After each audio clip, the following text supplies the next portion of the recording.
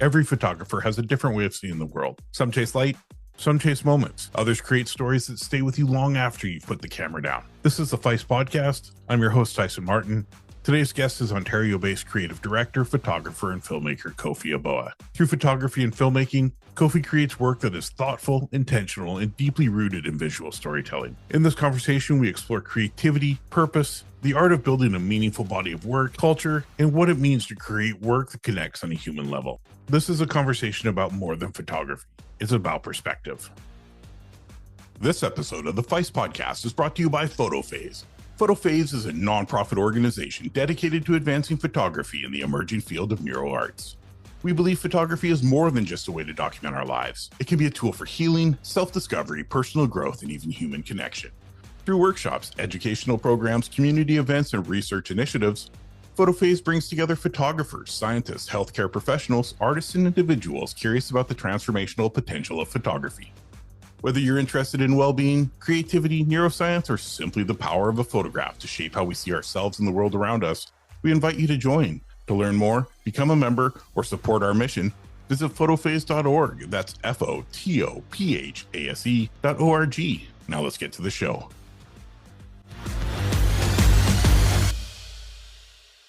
All right, what's going on, guys? My name is Kofi Yeboah. I'm just a creative guy that likes to show you creative things. You were actually highly recommended for me to have on the show by our mutual friend, Brandon. Let's go. What does he always say? He makes adequate videos for the internet. And also severely undersells himself at every opportunity, and it's almost a skill. I agree with you. I mean, when I was getting into the show here and I was looking for people that I wanted to connect with, I had found your channel in the beginning. And I was like, one, it's cool because he's in Canada. Two, I like the way you lay everything out, right? The way you talk. I was new. So for me, it was like, okay, I understand the principle and what he's saying. And that's a gift, honestly, because this is an industry where the simplest thing can be explained in the most unsimple format in the manual. And you hear people start talking about everything and it's clear and precise. And you're like, okay, I understand now. So why don't you give us a little backstory on how you found videography and the creative field? I found it super freaking late. I think I played football my entire life. So I played between fifth grade and about third year university. And then right around that, I had a head injury, could have come back. And I'm like, the CFL, it doesn't pay that much. And I was like, the risk? I'm about to say the risk reward wasn't worth it. And I was working at the bank at the time because I have my finance degree. And I'm like, you know what? I'll stay in finance, whatever. And I went to the University of Guelph and they had a big fitness community there. So I was like, you know what, maybe like in the midst of doing this, I'll pursue the fitness industry and I'll get into bodybuilding and stuff. I competed at a show and I'm like, okay, I'm going to be a natural bodybuilder. I'm afraid of needles and I don't like medicine. So, and not that I don't like medicine morally, I just don't like taking it because I'm like, crap, I'm going to forget. So I didn't want to do the other route of what's in the fitness industry. And then I realized that no matter whether or not you compete in natural or not, people do it anyways. And I'm like, well, this seems silly. So I stopped doing that. And then I thought about it. I'm like, well, I don't necessarily need to compete to be an influencer necessarily. So let me try doing content in the fitness space. That lasted like a month. And then I put the camera away and didn't touch it. And then I started thinking about it. And I'm like, you know what? I actually upgraded my camera because I worked at a supplement store and I got fired and they gave me the vacation pay you kind of get at the end. And I'm like, you know, shit, I'll upgrade my camera. I can't be broker than a broke artist already. So like, I'll try shooting photos and see what happens. And I realized I'm like, oh, shoot, I think I actually enjoy filming the people that are in the space than I do being in the space as a person, like as a personality there. And that exploded, right? And like, that was really cool. I ended up doing a lot of stuff for publications all over the place. I shot my first cover a couple years ago. I got to meet a lot of really cool people in the fitness space. And like, for the most part, like, I don't know necessarily today, but I think most of like the big influencers I still know, or they know me or vice versa, which was really nice because it helped me get opportunities as a content creator, in production, as a DP and like shooting commercials. And like most of my commercial work existed in the fitness space. So being able to take that, what would have been, there's a world where I'm a fitness influencer somewhere in the multiverse, but taking that other decision to be the person that shoots them brought me the ability to practice photo and video and filmmaking and cinematography. And then eventually somewhere down the line, I started working with YouTubers. So I worked with Will Tennyson for a couple of years. I was camera operating and shooting videos for him. I was also working with Mark Bone as well, helping with BTS and making his thumbnails. Yeah, I did some work with Gregory Gallagher. I don't know if anyone knows these fitness people, but whatever. And somewhere down the line, I'm like, okay, well, I actually get paid pretty decently to do this job. How do they have money? And then I'm like, wait, well, they have a YouTube channel. Well, they have a platform. They already have an audience. that they're obviously monetizing, that they can employ other people to do stuff. And I'm like, well, I like employing my friends. Like when I have shoots, I employ my friends. So like, why don't I should build that? Because what's the barrier, right? There wasn't one. And that was 2022, and I started doing YouTube. And in the midst of that, I still had a lot of client work. Like I was still working on retainer contracts with different brands. Like at one point I had 4 retainer clients, one-off work and YouTube at the same time, while I was still shooting with Will and Mark at the same time. And then over time, as things started to grow, I'm like, okay, this is just, it's becoming my own now. And now, like, through talking about technology, talking about camera gear specifically and where it actually takes you instead of just the thing itself, because that's how I learn things. Like if I want to learn what a new Sony camera does, I take another maybe not Sony camera and I say, well, what are the differences between these two pieces of pie? So that way we all could figure it out, right? Through doing content like that, or like maybe I have a camera for a while and I'm like, let me teach you everything you need to know as I know it, because I was confused and you might be confused, and I could bridge the gap of not being confused anymore.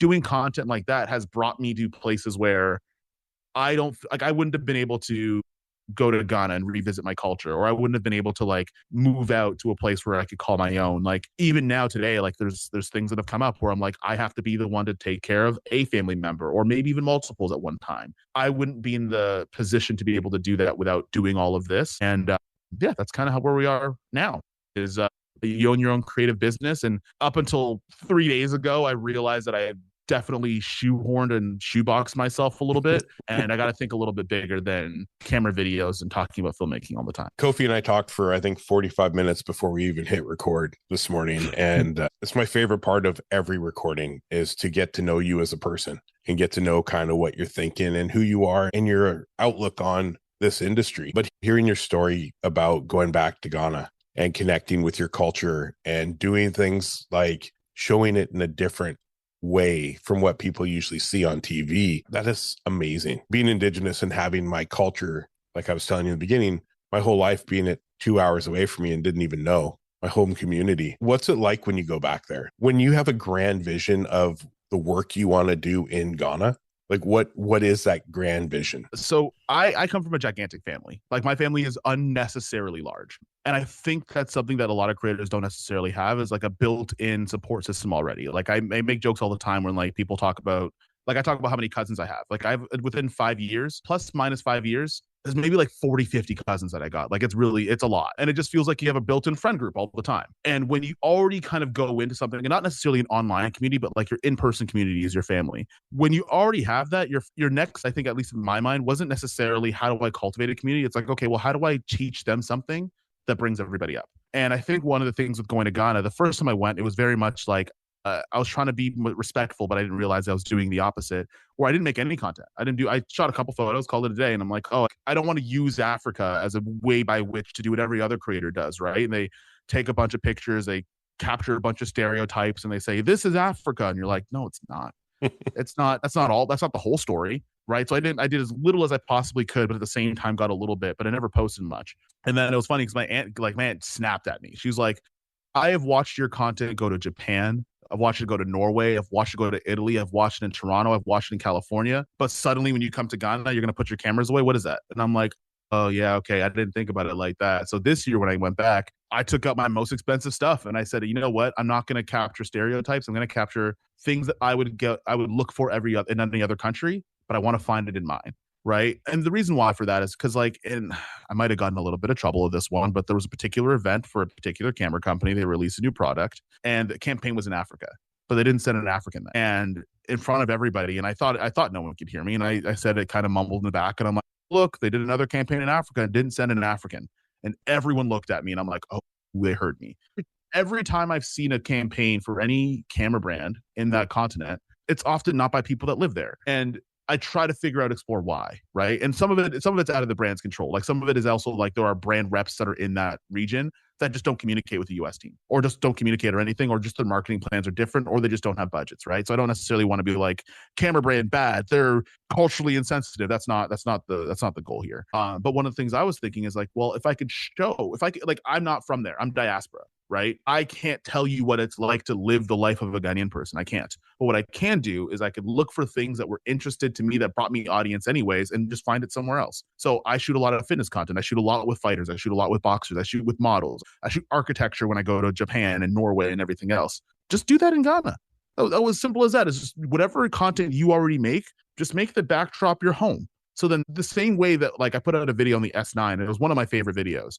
And a lot of people loved showing Japan that way. Just show Ghana that way. That was it. That was the whole thing. It's just do exactly what you're doing, just do it somewhere else. Because it doesn't need to be overcomplicated to tear down some of the stereotypes when people make content in Africa, right? The easiest way to tell people that people live in houses and not mud huts in Ghana is to shoot houses. The easiest way to show that like the entire country isn't this rundown wasteland is to show all of the nicest places where you can go, right? Because you've already seen the stereotypical stuff, right? That might not be the normal day of a local. Like locals aren't just going to mountaintop resorts, sure, but the rest of the world needs to know that they exist there. So we stopped portraying this whole idea of what this country is. So it was cool and impacting the work there too. Because I have such a big family there. I still need to learn the language. My tree is really bad. And I know where the community is. It's just my job to say like, okay, cool. I could only give as much as let me make it look good and try my best to put the opportunities when they do come up. If a brand says, hey, we want to send you to Ghana, I'm like, cool, hire someone that lives there. Don't hire me. If you want actual Ghana stuff, don't hire me.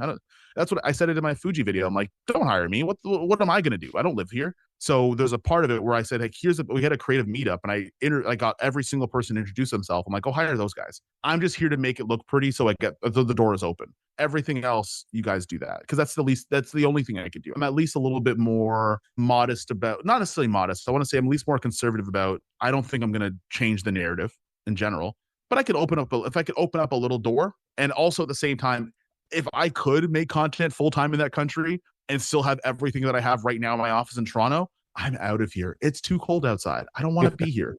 Like if I could, I would. But the idea for the whole Ghana trip and going back was very much not necessarily let me show you all of the cultural events and stuff like that. But it was like, no, let me capture the cool things that I like about the rest of the world and make sure that Ghana is part of that catalog of the cool parts that I like about the rest of the world. I love that your family, your aunt called you out.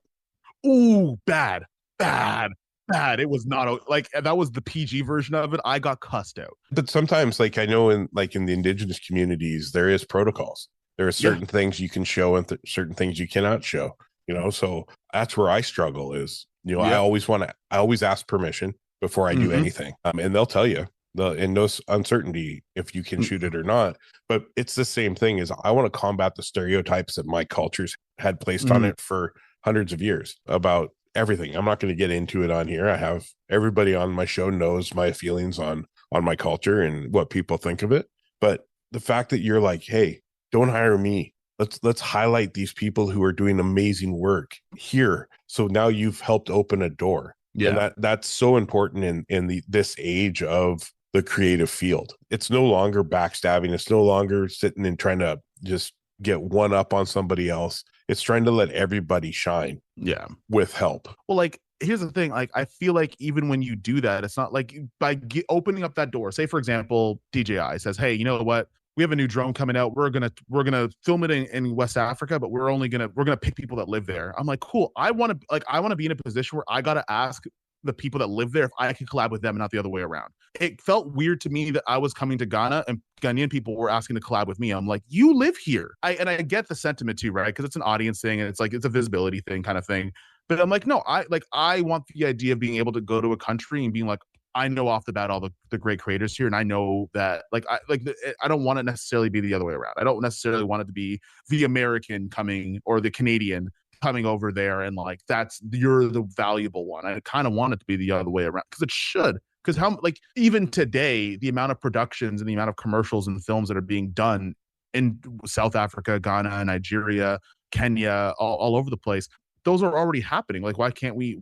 If people already acknowledge that there's value actually shooting there, we should have the people there. And I still want to be a part of that, but I just want the conversation to be a little bit different. Yeah, I love it. I think what you're doing is amazing, man. And more people need to do that, especially when you have this beautiful culture and these extremely talented people that deserve to have. There's that camera again. What do you think of that? Woo. Yeah, that Osmo Pocket has really fallen in your hand. That's weird. Whatever. It sits on a gimbal up here and that's it. Or it might be on product showcase mode. That might be why. Showcase my dog? Yeah, if it's on product showcase mode, whatever your hand is, because it's assuming you're putting a product in front of it, it'll it's like you've used one before. So, but I think what you're doing is you're showing people like, hey, get people from the place that you want to film. They know the landscape. They're the ones that can go out and show you it in a way that I can't show you because I'm not from there. Yeah. So that passing, kind of like opening the door and like passing the torch, like, nope, let them do it. They understand what I'm trying to say. Like, this is amazing. More people need to do that for sure. And you wouldn't believe, like, it's weird because I feel like I think one other thing I have to press on even Ghanaians to do this, and I mean they could like this or not like this. I need y'all to I need you to keep posting. I need everyone who's from Ghana that is listening to this, keep posting, because there is some talent that I had a group of Ghanaian creators I was talking to like on my way out.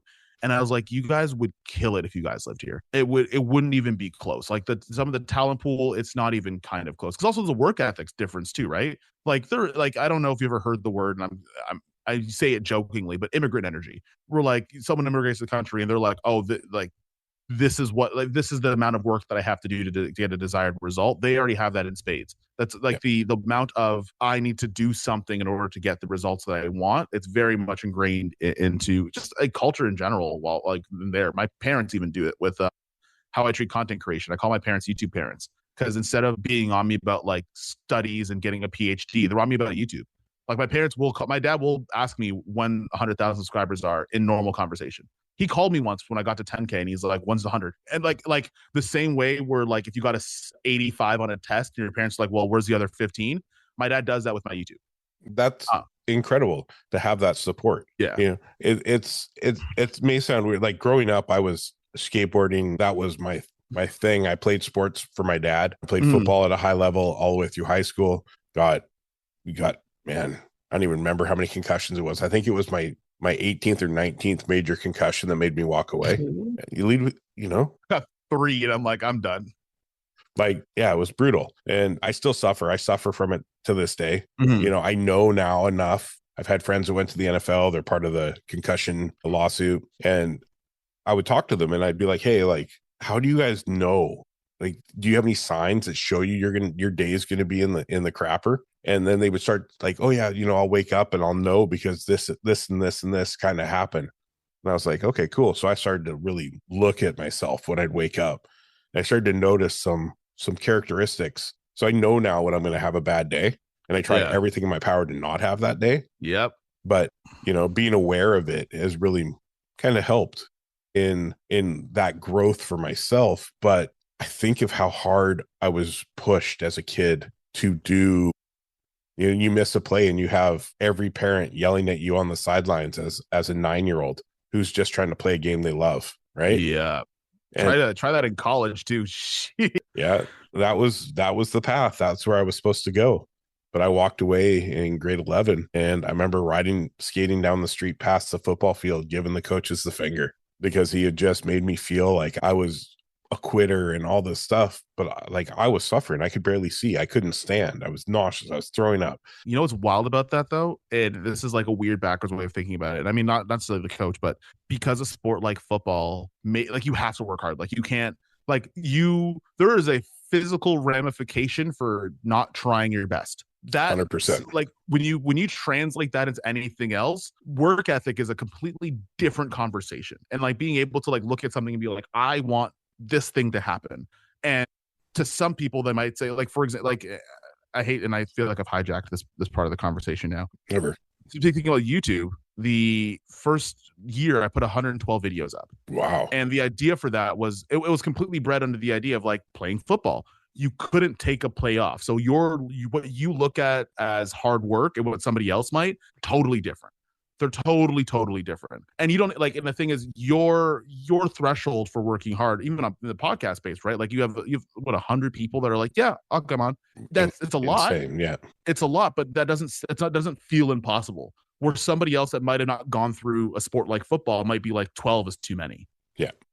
And you're working on a different playing field. Now, mind you, that coach, if they were kind of a dick, I mean, like throw him under the bus, throw the whole thing in jail. Throw him under the field. There was ways to motivate, and like I think it led from the way my father treated me. It was different depending how I played that game. Yeah. Right. I missed a tackle. My dad would cold shoulder me for 2 days. In baseball, I didn't hit a home run in a game. My dad would yell at me for a week about how I should have done better. And it was one of those things where we already didn't have a good relationship. Yeah. And all I ever wanted to do was make my dad proud. And it never, like, he never once, That's real. before he passed away, man, he never once told me he was proud of me. Damn. And even my mom, my adopted mom, she's my mom. I love her to death. She passed away in 2015 from a failed lung transplant. And it was the day before she died. She said, you know what? I'm so proud of the man you are. And that was the first time I'd heard it. And I was like, okay, thank you. Like, finally, like, I have some recognition. As a kid, I always wanted my parents' approval and to feel like I was worth it to them. And I never felt that way because there was never any, hey, I'm proud of you. Like, let's do this. Like, let's do this together. Nope, you got to be the best and you're going to figure it out on your own. Right. So I tell my kids all the time how proud I am of them. That's one thing, like, underrated superpower is having a supportive family. I don't care if you're in business, you're in tech, you're on YouTube, you're podcasting. If you like because your first community is your family. And if you're already getting rejection from your first community ever, then you're going to try to, like, the way that you're going to try to build community is going to be so ass backwards in every other facet of your life. Getting that from your parents, underrated. And I'm starting to see it, especially in the creative space now. And like, I guess we'll talk about mental health like later on. Knowing that it's happened for me, because if I did something that my parents are proud of, they would just tell me. When I started getting into photo and video, the apprehensions around talking to your parents that are immigrated into this country, that moved here for you to have a better life, to be like, hey, mom, not getting an MBA, going to start doing this photography thing, immediate backlash. You're going to get immediate pushback. And then I thought about it and I was like, hang on a second. Let's back up 10 steps. You don't actually care that I become a doctor, lawyer, engineer. However, those things required an insane amount of work ethic and discipline. I'll make you a deal. What if I put that same work ethic and whatever into what I'm doing? I will give it a year. And that's where you started to see, then the second thing started to work. Then it felt the amount of praise was the same. It was just in a different medium. But I think some people, especially like our generations, like, there are kids that don't have that.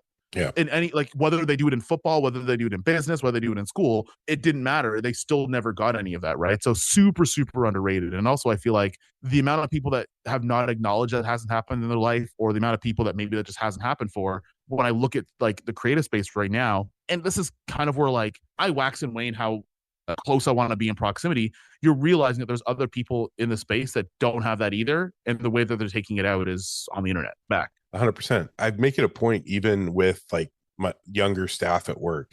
You know, I have this tendency to stay close to people even when they leave the company. And like, we have one guy, he just sent me, like, he had a really good month at work. He sent me the numbers. He's like, look at what I did. And I'm like, dude, I'm so proud of you, man.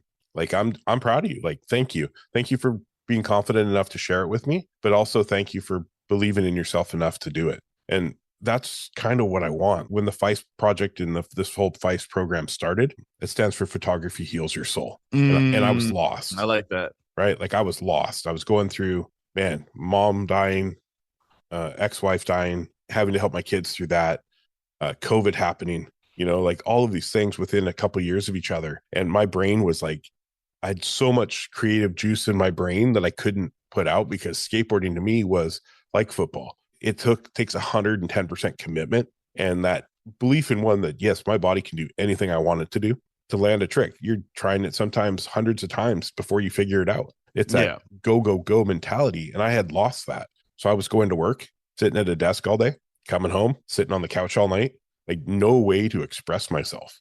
And when I started to take photos, and I would get random strangers like, dude, this photo is amazing. Thank you. It means something to me. And that's where I started to finally feel some self-worth, because I had wanted that my whole life from my family. Just let me know that I'm important. So many kids, like, growing up in the 70s and 80s and into the early 90s, boys, men, we were told never to cry. We were told we don't show emotion. We were told, like, that's nothing. Just pile it on the shoulders or suck it up. Don't let it bother you. But then we get to be adults when we have children, and you still have this deep down buildup of this negative energy. And one day it just all comes out, right? So my goal, honestly, with this and having these stories with people like yourself, is to let others know, like, hey, it's okay to speak. It's okay to reach out to those people you feel comfortable with and be like, bro, I'm not doing okay. Because we don't all have, like you said, you know, you have family right downstairs. We don't all have that. You know, the dude I reach out to lives in Houston, Texas, but I reach out to him on a weekly basis. He started out as a guest on the show. That's how I met him. Yeah. And we've turned into like homies. Like we chat all the time. We try to do like once a month Zoom catch ups just to make sure like that we're both okay. I think we need that in the creative space. I think whoever your friend group is, I think everyone in 2026 needs to find like your group chat that you just check in with once a week, sorry. Yeah. Because like I'm realizing that even with like my friends, like there's friends that like are, and men, we do this, and it's such a weird thing. We'll not talk to somebody for like 10 years and then it'll be all fine after, but then like there's still this weird, like at the bottom of your mind there's this weird like disconnect, like I've missed a part of this person's life and they've missed a part of mine, and there's a type of relationship that if I don't cultivate it, I can't get back. And I don't know how many times I can do this not talk for 10 years thing until we don't talk at all. And we do a terrible job of this thing. And I'm like, this, like one of the goals I have in like this year is like, I like those, like my friends in elementary school, we all still talk to each other, infrequent, but we all still do. And for me personally, because I took up like this life of it being in the creative space, whatever, I've moved cities. I don't go back home. I go back to the home city as much. I haven't really seen a lot of my friends from then. I'm like, shit, whenever I have my wedding, like I imagine them being there, but like, how would I do that when I haven't spoken to you for 10, 12 years? That's weird for me. Do that. I don't want to do that in the confines of like, just pull up in 10 years and be like, hey, we're best friends now. And like, as men, we do a terrible job of this. We just won't speak to each other for however long and then just pop up whenever. Yeah. And then I'm like, we gotta, and again, I think in 2026, especially if creative people watch this, like you got to have that with your own friends too, man. And like, and not in a way, and I'm going to say this because I know some people do this in the worst way, not in a way where you guys all get together and talk crap about other people in the space. Like that's not a productive group chat. It's literally checking in on each other and like how we're doing. And like, I'm thankful I have friends that are in YouTube, like shout out to Cam and Terry. Like it's weird how we all became friends, like the three of us, but like on a more than Cam texted me like 10 seconds ago. Well, tell Cam, let's hammer down a date. Are you I've been after him for asking a man with the most amount of ADHD to be committed to anything mentally? I can't get him to do that. I don't know how else you're gonna have to do this. I could tell him I'll send him something or I'll ask him a question and he'll answer it 8 days later. And we're in a group chat. Like I could reference and be like, hey, what about this question I asked? Or like I'll tell him there was something I told him in November that he told me as if it was information he found that was new 2 days ago. And I'm like, yeah, that's everything I just said November 9th, 2025, January the 19th. So I'll send him a message too. But if you send him an emails or a DM, don't expect much. Some of my favorite videos over the last year have been when you and Cam are together. Yeah. Because like he's incredible to watch. But you guys, your energy just clicks and you guys vibe off each other. It's fun. And I think the three of us are totally different people, but the same at the same time. If that makes, you know what it's like? Okay, so I'll say this. Your best friends, offline or online, are people that have the same value systems as you, but different personalities. Does that make any sense? 100%. Like we all have the same baseline values around like family and being an adult and responsibility. All of those core values are the same. Personalities couldn't be more friggin' different. And I find like those where my closest friends are, or the things that you value are pretty much the same, but like everything else, like you could like I disagree with all my friends on stuff all the freaking time, but our core values and what we find are important are still exactly the same. That's where I find like, and especially when you're watching it on YouTube, right? The whole collab thing, I feel like is only as valuable as like the relationship people have in real life. I think if tomorrow Peter McKinnon's like, hey, Kofi, get on a video, I don't think it's going to do well at all. That'll do nothing for me. Because you don't like, there's no baseline idea that these people have the same value system. It's just big account, small account, or whatever. Just two creators that you watch anyways collaborating, right? And I think that's where, again, that kind of comes down to that group chat creators should have, right? Like everyone should have their community. And like, I mean, I guess you call it a group or a community, whatever you want to call it, where like you check in with each other. We figure how to navigate this thing. Because like realistically, social media, independent content creation businesses, all this stuff is new. We're all learning how to do pretty much everything here for the first time in real time in public. Which I guess kind of makes it so easy for people to have so much animosity around it. Because like it's a first one. Like no one actually has a blueprint on to this day, no one has a blueprint on like how to do sponsorships properly. We're learning all that shit all at once. All just trying to pick off like what was the last thing that the last person said? Cool, I'm gonna do that.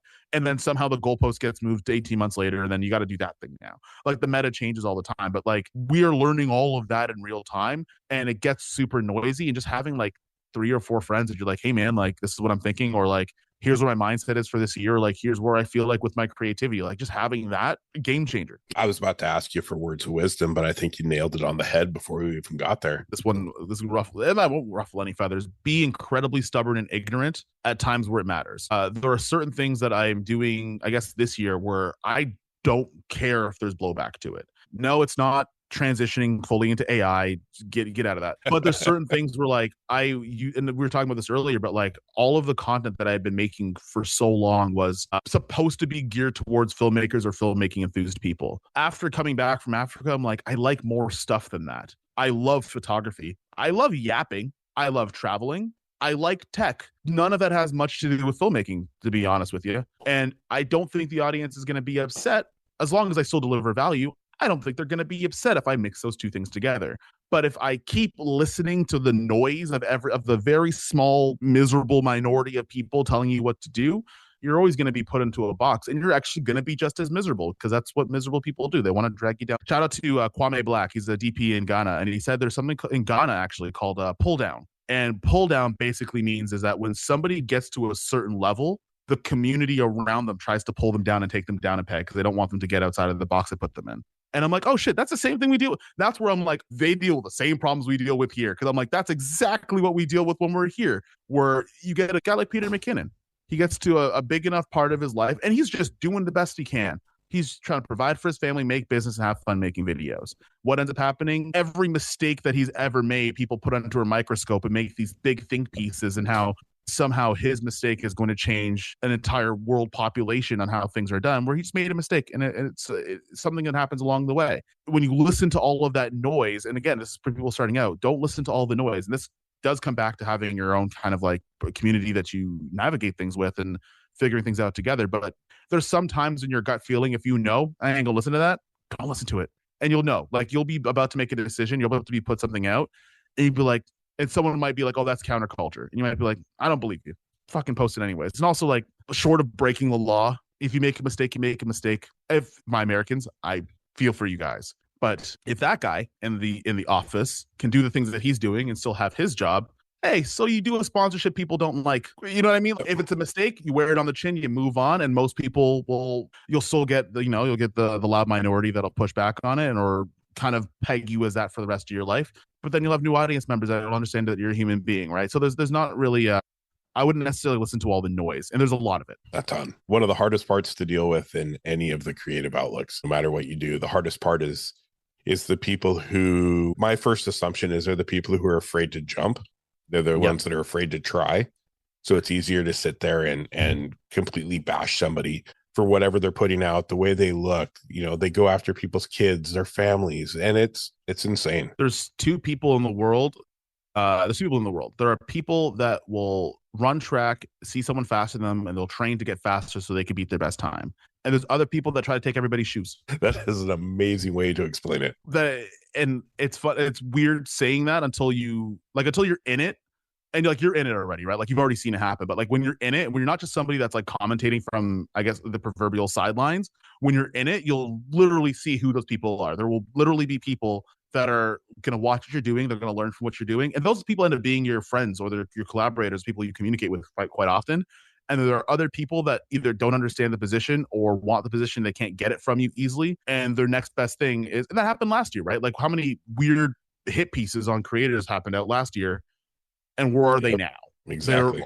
We don't know no one knows who they are, where they are, whatever the case is, because they were the people that were trying to take everybody's shoes. Yep. I love that, dude. That is a really good way to explain it. It's simple, but you get the point. We talked about it, the whole Lumix S9. Yeah. We talked about how everybody was so negative. That was the weirdest one because I'm gonna give 30 seconds to this because I put that whole saga behind me, but it was the weirdest thing to watch because it wasn't like people didn't point out what the problems were with the S9, but they said despite the whole adage was despite the potential problems or some of the roadblocks, I still like this. I still like the trip. I still want to use this thing. It's still a fun camera to use. And I think that was, again, the people trying to take everyone's shoes. I think it was I don't think anybody was mad about the camera because now people are purchasing it left and right now. But I think there was more anger around, well, you got put on a trip to go. and I didn't get put on the trip to go. So now I gotta get you for the trip to go. Right. That's what happened. And like, and it was like this whole thing, and it wasn't like it wasn't disclosed. Like if you saw somebody doing an S9 video in Japan, you knew what they were there for. There was no mystery about that. There was 106 of us. You knew, like, you know what I mean? Like it would far be it to not know. And especially they said it.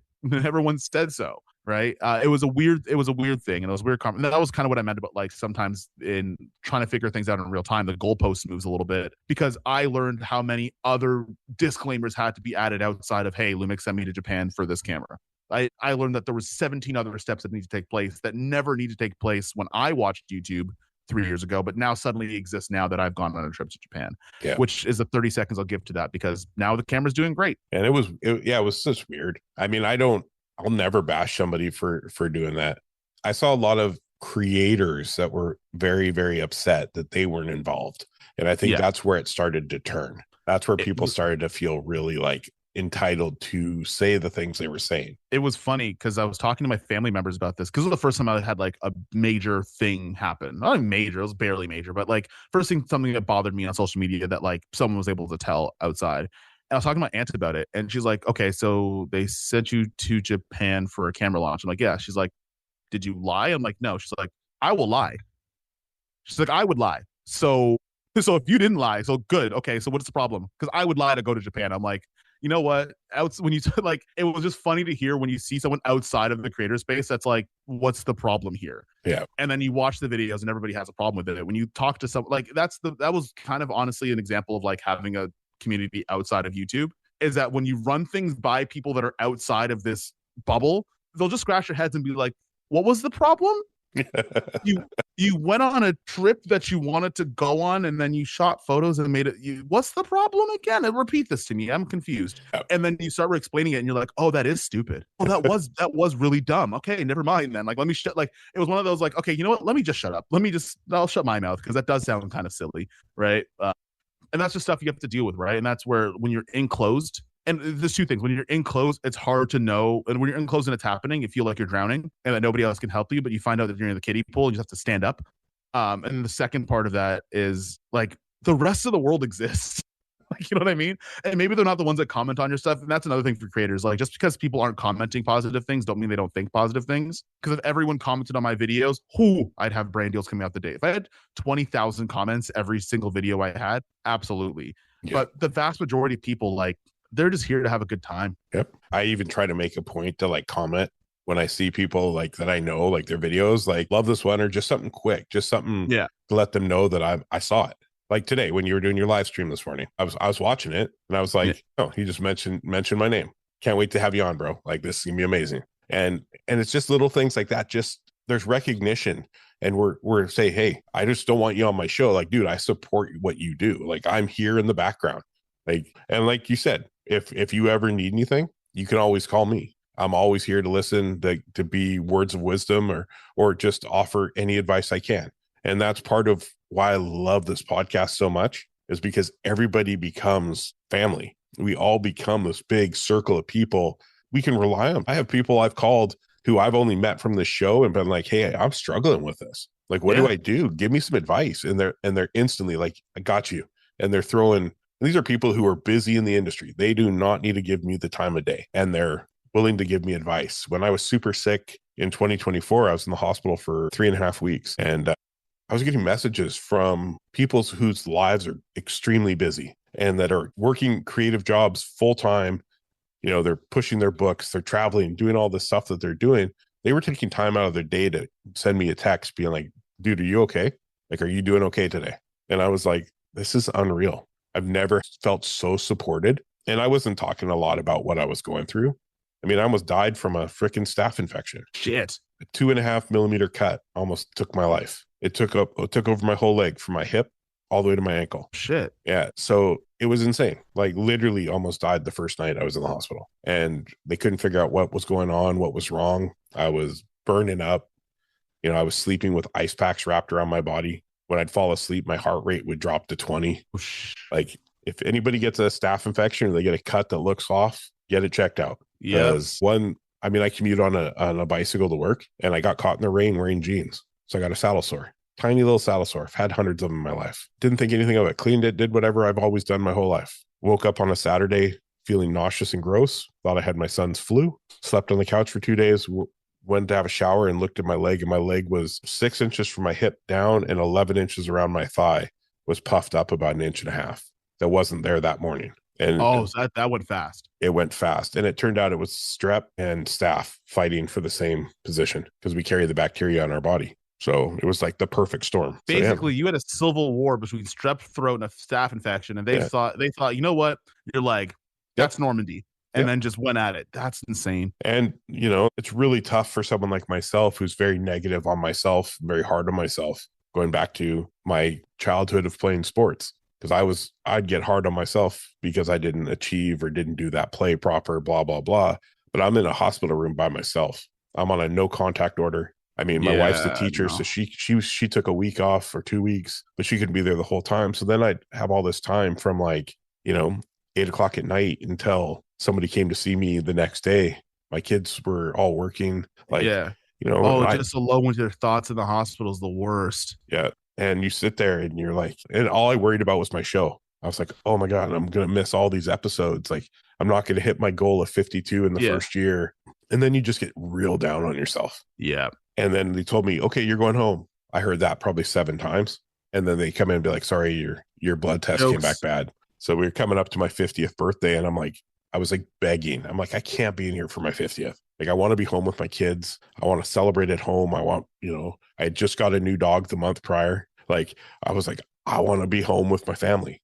Like, this is important. And they told me on the 18th, the Sunday, they said, that doctor said, there's no way you're here for 2 more weeks. Like, it's not getting better. And I'm like, great. And then the Monday, the other doctor came in, my normal doctor. And I mean, I could go into crazy stories about hospital neglecting to read my file and putting me in actually a worse position in the beginning.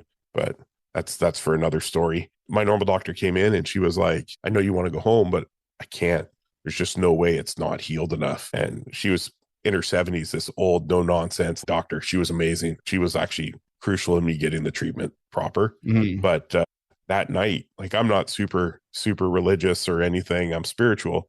And I was like, if anybody's listening, like, something needs to happen. Please, someone. Yeah. I can't do this. And I hadn't been sleeping. So I was sleeping like maybe 3 hours a night because I wasn't home. Like, I didn't know what was going on with my family. My job is to protect my family and they're home alone. You know what I mean? It's a stupid thing to think, but that's where you get to. And so that night I was sitting there, I'm like, I'm so tired. And I went to sleep and I woke up the next morning and I was like, my leg feels different. And that night, my whole leg drained, all of the fluid there waiting for it to go. So my leg drained all night. And she walked in and she's like, what did you do? And I was like, nothing. And she's like, your leg looks so much better. I was like, oh, yeah, it felt different. She walked out of the room and the nurse comes in and goes, how's it feel to know you're going home today?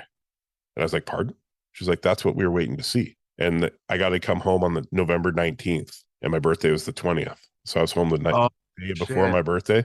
And I celebrated in my own house with my wife, with my kids, and that started the next 6 weeks of my life trying to recover. But 10 weeks without income is a real stressful place. Especially in Canada, bro. Especially in BC. Yeah. God. Yeah. Insane. So there's my sidetrack story of the day. Well, that is one of those things where, like, I would be like, hang on a second, whoever did that is not done with me yet. Whoever did that's not finished with me yet. And that would be one of those things where, like, you come out of that and you're like, all right, there's something that I'm here for. I got to find out what that is and then do that to my best ability. Yep. Because it gave clearly me a lot of clearly someone was like, actually, we still need you for another, like 30 to 40. Yeah. So you know what? It might have been this podcast. It might have just been like, hey, you have to have these conversations because you might save, you're going to save way more lives having this podcast than us getting you for now. Yeah. And that's how I felt. I came out. Yeah. I just, all I could do is sit on the couch. Right. I couldn't really do anything. I couldn't walk on my leg because they were worried that the skin would be damaged. And if the skin was damaged, they would have had to go in and remove it all from my leg, which would have put me out for 2 years. Yeah. So I had to be super careful. So I just sat and started editing episodes I'd already recorded. And February 18th is our anniversary. So this coming up in a couple of weeks is our 2 year. And on February 18th of last year, I released episode 52. Yeah, let's go. So not going to make it this year, but I'm going to be close. I think I'm going to have like 97 episodes total by the time I finish my 2 year, which isn't bad for someone who 5 months into the second year only had 10 episodes out. Yeah, that's so, I love it. And it helps keep me in check. And it helps me battle those demons that I have in my own head, right? So the negative thoughts, everything, you can't do this, what it's like, man, we all get that stuff. I'm running out of time here because I got time. My girlfriend's helping her friend move, and I'm like, I'm not, she already left without me, so I'm not going. So we're going to finish up with the last question is how you see the connection between your creativity and a positive mental health. 100,000%. It's one of those things where I have a lot of thoughts about, again, the creator space, just how people treat each other and stuff like that. And one of the things I realized, and this is a random aside and a random theory, is there are creators that play sports immediately without them even telling you, particularly contact sports, because I find that when I was like 10 years old, when you don't put your best effort, or when you do put your best effort, and there's still we're talking about a physical ramification from doing a contact sport, whether you put your best effort in or not. The first time it happens, there's so much information that you learn about not being the center of the universe that you learn, and that impacts your mental health in a oddly positive way, because you realize that you could still fail, kind of thing. And there's still situations where you could put your best effort and not get what you want. That type of framework that you learn, I think, has a gigantic impact as a content creator, because there's going to be times where you are not going to hit. There's going to be times where you think something is going really well and it doesn't, or sometimes you think something's not going so well and it does very well. There's that. So there's a lot of information in that. And I have my old theories about like people that play sports and whatever in content creation, like they have maybe a little bit better emotional regulation because they've experienced, I guess, the downsides of their mental health when things happen. But anyway, in terms of positive mental health, I think that's all impacted by what you do outside of creating stuff. For example, like I do the treadmill streams, and I'm going to do that all 2026. Basically, I have a standing desk for all the audio listeners. I have a standing desk and I have my treadmill that goes underneath. And I think I'm going to try to do it every single morning, but I'm going to do a live stream in the morning, 1 hour on the treadmill or 10,000 steps, whatever one I have more time for. And I'm just going to do that as a habit. And I'll just kind of, it's just a regular casual stream. It's like an Ask Me Anything, whatever. The theme of the stream doesn't matter that much. And the idea for that is starting your day with activity is such a gigantic impact on your mental health. It's insane. And I feel like a lot of creative people, and I did this a long time too. Like I competed in bodybuilding shows. I am not in the same shape currently, and not in a good way. But starting your day with activity impacts so much of your mental health that everything that I do for the rest of the day, I'm like, oh, I actually feel pretty good. Maybe it's like I feel too tired to be anxious about the rest of my life. Maybe that's what's happening. But like when you start with activity, you start with even just eating nutritiously. The amount of I have a theory there's a correlation between creator misery and protein intake. I feel like everyone that's really upset about what's going on right now probably only hits about 60 grams a day, maybe less, or maybe doesn't eat to any sort of nutrition at all. But a lot of things, what you put in your body, what you do with your body is also going to help how it functions when you're doing creative things. So my thing is that I don't necessarily think I'm going to wake up one day and be like, I'm going to rid of all of my anxieties around being a creator, whether it be in photo or filmmaking, video, whatever. I don't think that'll ever happen. However, what I can't control is I could at least get an hour of exercise in. You know what? Instead of me eating a bunch of sugary cereal or not eating at all, let me have these egg whites. Let me have some egg. Let me get that protein in when I need to get that. Like, you know what I mean? Like there's certain things that you can do in a very small way that you don't like, that have nothing to do with making content, that impact your mental health, that make content creating better. Yep. And I think that's the biggest thing. And I think being somebody that was in the fitness space, I understand that a little bit better than people that kind of came in on the creative side of things and just that was their whole life, their whole personality. And it's a thing that I see a lot of people neglecting. I find like I haven't been able to ride my bike to work since my hospital stay. Yeah. Just one, it's a lot of nerves. Is this going to happen again? I've been riding a bike since I was 4 years old. I'm 51. Yeah. And I'm like, is this going to happen again? Doctors say no. They said it was like a perfect storm. And then obviously winter hits, it gets cold. And well, I'm like you, I don't want to be out in the cold. So I'm looking forward to getting back to that moment because I throw my camera bag on the front and I just ride and I capture moments that I see. But even it's only 5 kilometers from here to work and I take the long way. So I make it a 10K each way. And, that's perfect. And it's like, I get to work and I'm like, my brain is on fire, right? I get home and I'm not like so done, where you come in the house, you put your stuff down and you're done. Yeah. And right before my injury, I bought a pedal assist e-bike, right? So I still have to pedal to get the energy, but it gives you the boost that you need.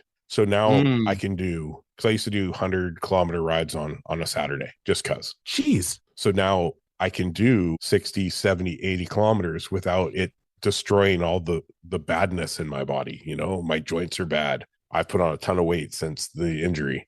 Like all of this stuff I'm looking at negatively, this bicycle allows me to do, because it gives me the extra I need when my body is done. We creative people, we understate how important the thing is. It doesn't have to be a 100-kilometer ride, bro. Just walk somewhere. Like even when we go out and take photos, I used to do this thing called shoot till it dies, where I put a single memory card, and I couldn't come home until the card filled with the battery died. And you're just walking and you think nothing of it. You're doing something, especially like if it's something where you have to get to work, or it's something where like your camera bag's enough fun and you're just shooting photos. Like you don't even realize the time go by. Well, my man, I appreciate our conversation today. Yeah. Dude, it's been great. I look forward to connecting again, and I wish you nothing but great success in 2026. Maybe you too. Maybe don't hurt yourself again, you know. Dude, people are gonna see that Action 6 video. There's a couple seconds. I don't think I've ever been launched off a vehicle that far in my whole life. It's actually like I have to wear like one of these things on my elbow just so I can move around day to day, because of the compression, the pain is too much. Yeah. But yeah, man, no, the conversations like these are really cool, because I think again, it has nothing to do with camera gear, but we're just talking. And I think we spend the way that people have been talking to each other so much, especially in this political landscape where there's things going around in the world, like everything is a whose side are you on, or like everything has the connotation of whose side are you on. Yeah. Now it's just like, nah, man, let's talk about bikes and culture and that time I almost broke my elbow. Like, you know what I mean? Where's the best place for people to connect with you? I think I'm going to make a commitment to be a lot more on YouTube. Like maybe not in terms of uploads, but like live streams and shorts and stuff like that. So first and last name is always going to be on YouTube. I am Kofi Yeboah is on Instagram. I got TikTok. I don't really post on TikTok. I got one, just don't post it. And speaking of mental health, I deleted Threads, so I ain't on that. You can't find me on that. So nice. Yeah, man. If you ever want to do a collab live stream, I'm always down. So I'm in the same. I'm on a fitness quest myself, right? I'm the heaviest I've ever been. Same. You know? And I looked at it, and while I was in the hospital, and they called me obese, and I'm like, pardon me? And I'm like, I don't feel obese. Like I'm a big dude. Like I got a big frame, and you're telling me I'm obese, and I'm like right around 300 pounds. And I'm like, okay, that's weird, but I don't like that word, and I don't want to hear it no more. Yeah. So my goal, my ultimate goal, I think my last weigh-in, I was 307. My ultimate goal is, 230. I'm going to hit 230 at 51, even though I know it's going to be hard, but I'm just going to figure it out. So good though. Yep. I can't wait. I got tricked into doing high rocks in October 2026. I got a personal trainer. I think we didn't even talk about that, but I got a personal trainer a couple of months, like 6 months ago, mostly because I'm like, hey, if you outsource your editing, you should outsource your fitness. So you don't have to think about having to do it. You just go in, you train, you do the workouts, whatever. He tricked me into signing for high rocks in October. So I'm like, and it's all of the stuff I suck at. I suck at running. I suck at burpees. I'm okay for some of the other lifting events, but I suck at everything else. So I'm like, I should probably do it then. Yeah, that makes sense. So the idea is, I don't necessarily have a goal weight. I have a complete a high rocks. Nice. So if I complete a high rocks, the natural consequence of that is I won't be able to do it at this weight. So if I complete the high rocks, then clearly that I have lost enough weight and gotten enough shape to finish one. So yeah. that's like, it's trying to change around being number oriented than just like completing a goal. Because in order to complete a goal, you have to do all the other shit. And in that way, I'm like, what if I'm like I do high rocks and I'm not 240, I'm like 252. And then I beat myself up because I'm 12 pounds over, but I finish a high rocks with a great time. Yeah. One is just going to overshadow the other. Well, bro, I'm proud of you. I can't wait to thank you, man. No, watch you achieve that. And I'm happy for our newfound friendship. I mean, this is amazing. I'm super sorry I didn't make the first one. That was just, there was too many things going on at the same time. I'm very understanding. I understand how busy you guys' lives are, and I'll never ever make a deal about you having to do the work you need to get completed. Yeah. So I knew we'd come back around. I wasn't stressing about it. I threw out the list for, hey, here's some dates I have open.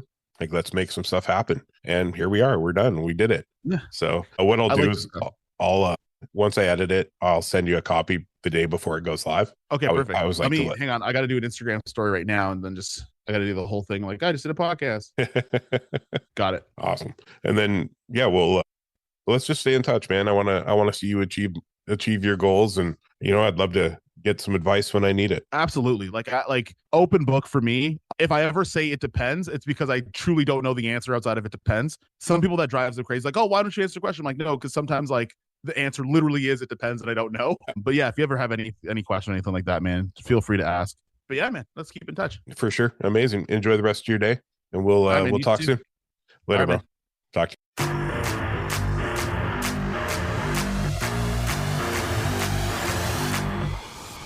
Thank you for listening to the Feist Podcast.